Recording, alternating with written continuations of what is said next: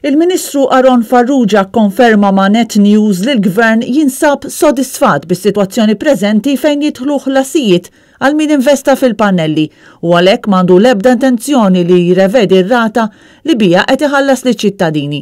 Bil-Ministru jipprova jfarfar għax qal li mhux responsabbli mill-enerġija, imbagħad qalilna li n-nies tant huma kuntenti bil-ħlas li qed ikomplu jixtru l-pannelli. Kif ħassolvu din l-anomalija għaliex hawn din l-unfairness illi aħna nixtru l-enerġija bit-10 cents minn il-Gvern u l-Gvern jagħti 7 cents investa bil-kbir fil-pannelli. Kien Gvern Laburista li investa bis-saħħa u tal-flus lill-poplu biex ikomplu jinvestu fil-pannelli tagħhom. Issa qed jisraq lill-poplu bil-mod kif qed M'intix korretta għaliex il-familji bil-mijiet li qed jiġu biex ikomplu jinvestu huma ħafna, huma turija tal-fiduċja li għandhom fihom. Ġista irranġawhom, Ministru. Hija fiduċja, turija ta' fiduċja.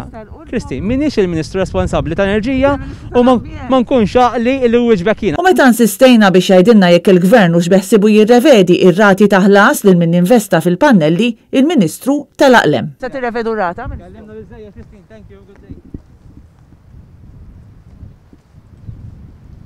Min fl-aħħar snin investa fil-pannelli qed iħallas lill-Gvern rata minima ta' 10.5 ċentesmi għal kull unit ta' enerġija li jixtri minn għandu.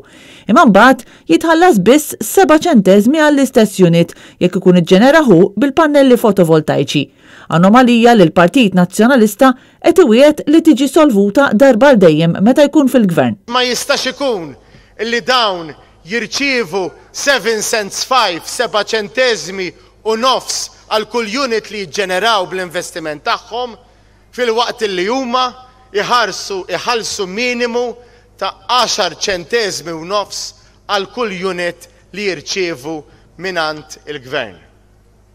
U għalhekk aħna bħala partit qegħdin inwedu li din l-anomalija taħt Gvern Nazzjonalista ser tispiċċa. Intant Net News taqsal il-Ministru tal-Ambjent dwar il-falliment tal-Gvern fejn jidħol ir-riċiklaġġ. Kif l-aktar statistika riċenti turi li 1% biss tal-plastik kollu ġenerat f'pajjiżna qed jiġi rriċiklat. Il-Ministru Farrugia spiċċa jammetti li l-Gvern sa issa ħela 4 snin minn mindu fl-2017 inħaraq l-impjant ta' Sant'Antnin u farfar mir-responsabilta fuq il-Ministru ta' qablu. Jiena dħalt fil-pożizzjoni tiegħi fl-2020, f'Jannar tal-2020. Immediatament tellaqt mill-ewwel żewġ linji rudimentari. Illum 4 snin wara il-Ministru qal li ħarġet sejħa għal tender u fi kliem sempliċi Aron Farrugia qed jammetti li l-Gvern ilu 4 snin rieqed fejn jidħol l-ambjent u l-immaniġġjar tal-iskart. Ridna nkunu nafu wkoll x'qed isir mill-iskart organiku li qed jisseparaw fid-djarhom il-familji Maltin. 3 xhur ilu Farrugia kien qalilna li dan qed jintrema fil-miżbla.